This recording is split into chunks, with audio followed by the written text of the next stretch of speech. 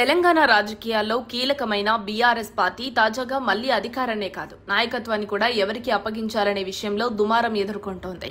ఈ తరుణంలో హరీష్ రావు తాజా వ్యాఖ్యలు గమనించదగ్గవిగా మారాయి.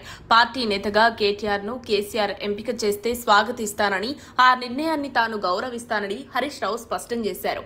ఇది అతని రాజకీయ నిష్ఠకు నిదర్శనమన్నప్పటికీ పరోక్షంగా ఆధిపత్య పోరులో నుంచి తాను తప్పుకుంటున్నట్లు సంకేతాలివ్వడం గమనార్హం. ఇప్పటికే బీఆర్ఎస్ లో కేటీఆర్ కవితల మధ్య రాజకీయ అంతఃపోరు తీవ్రమవుతోంది.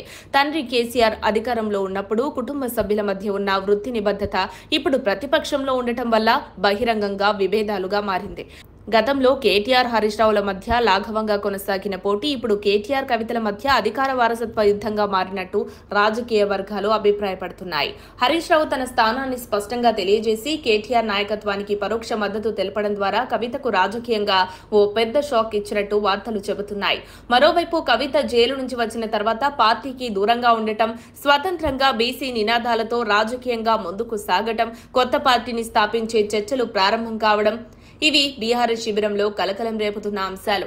కేటీఆర్ వర్గం నుంచి ఎదురవుతున్న ఒత్తిడికి కవిత తీవ్రంగా స్పందిస్తున్నారు. ఆమెపై దుష్ప్రచారం జరుగుతుందని ఆరోపిస్తూ తనకు పోరాటమే మార్గమని స్పష్టం చేశారు. అంతేకాదు తనను తక్కువ చేస్తే మరింత బలంగా ఎదుగుతానని హెచ్చరించడమే కాదు, తనను లక్ష్యంగా చేసుకున్న వారిని తానే ఎదుర్కొంటానని అంటున్నారు.